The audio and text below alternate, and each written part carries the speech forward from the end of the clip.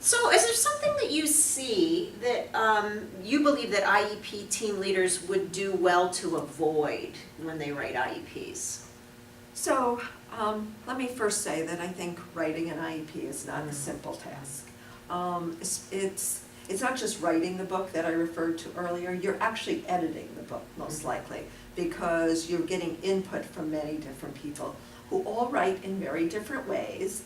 And what we want is when this comes out at the end, that it flows and it all speaks in the same way. So one of the areas that this happens frequently is in one of the beginning parts of the IEP when we write down evaluation results. Yeah. So in an evaluation, which isn't always written in some of the pieces of it in a very user-friendly, understandable way, we draw information from those evaluations to put into the IEP, which is important to have there. But when we take information from those reports and we put it in the IEP, we need to put some of the professional language and the data from the report. So we need to have numbers, but not only numbers. So when I pick up an IEP, if I'm looking at an IEP and I'm looking at an educational evaluation, and I just see math reasoning, 53, you know, math calculation, 87, as a reader, I don't know what that means. And I might not even really know what it means if I say something like standard score, because everybody who's reading that doesn't have that same background knowledge. So we want to make sure that when we write the IEP that we put that in there for people who do know and need to know some of that specific, but we also put some narrative to explain what does that all mean and how does that do. So we want to be careful how we put in information from other professionals in the IEP, so that at that point the reader doesn't just stop reading and saying, oh dear, this is something that I can't wrap my head around, so I'm just going to put this document down. The other thing that each time you write an IEP, it's important to reread what might be there from an old IEP. Otherwise, we have the new part, but we still have some of the old part there. And that leads to people not understanding it, it doesn't make sense. And it also lengthens IEPs so that they go on and on and on, and they really don't need to at that point.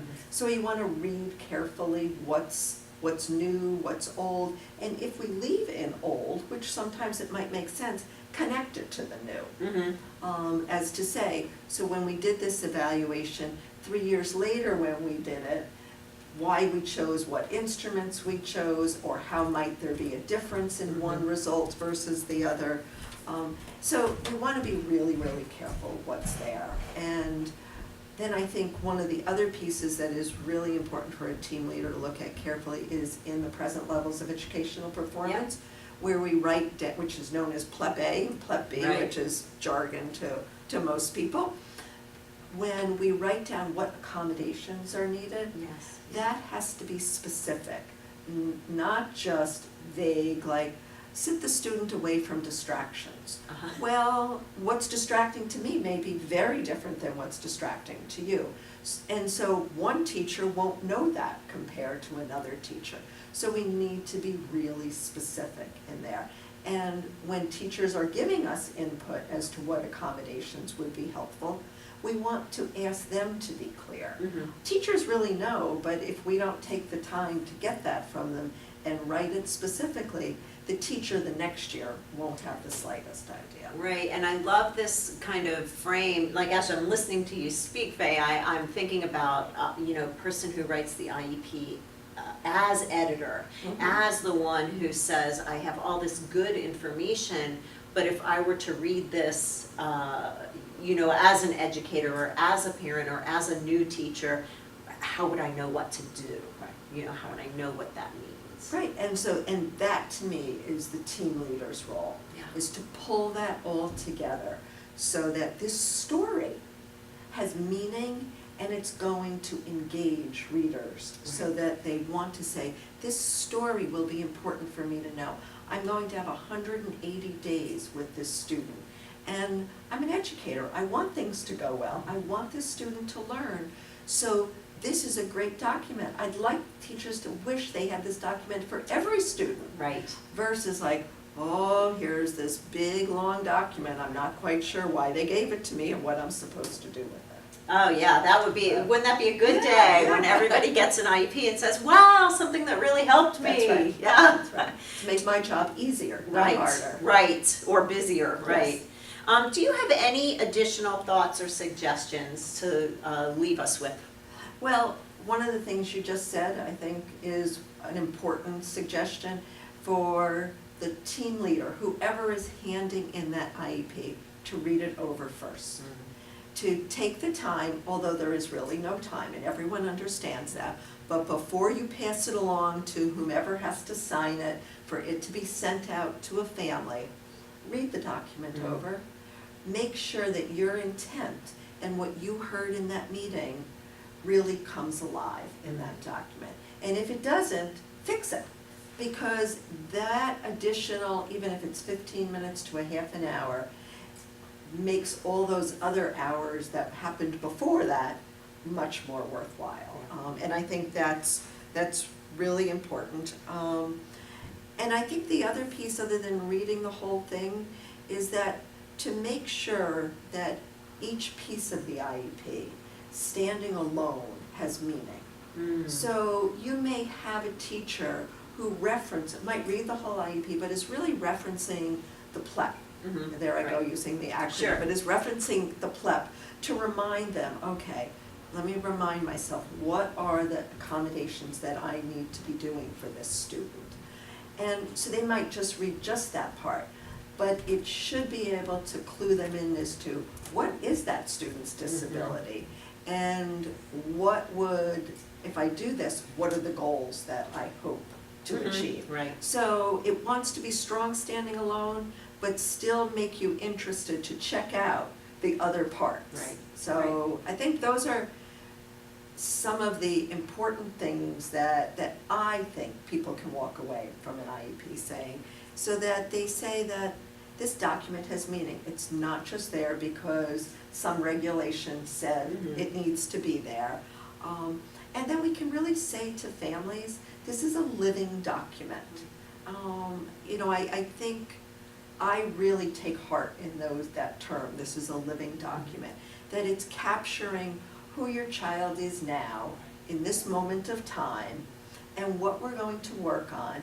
And as we do this, it will change. It's not meant to capture the everything, it's just meant to capture what is right now in this moment of time. Right, well, and the function of it is a planning document, it's a strategic planning document, so you would hope that over time you do see gaps closed, goals met, you know, progress, really, that you see progress. And that's a good point, because if it doesn't change over time, we have a problem. Right, We have a right. problem.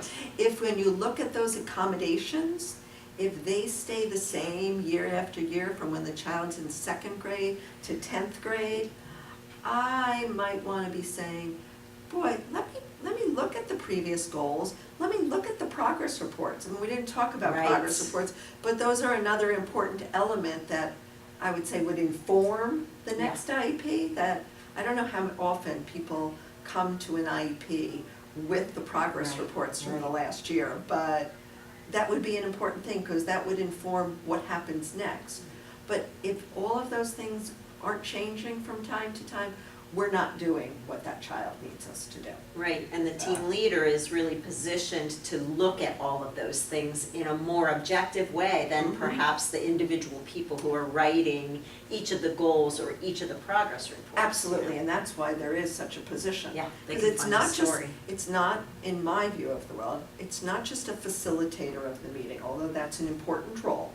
But I think of it being the team leader is that the team leader is in charge of orchestrating this whole event so that it comes out, you know, I've gone from a book now to music, sounding like a symphony. Right, right, So- or coordinated, right? Or Yes. again, if your book is an edited book, it does have to be coordinated. Right. There has Right. to be a sense of the whole. Right. Yeah. And then people are engaged in it, and then it comes alive, and then it's that living document that can really be helpful for a teacher.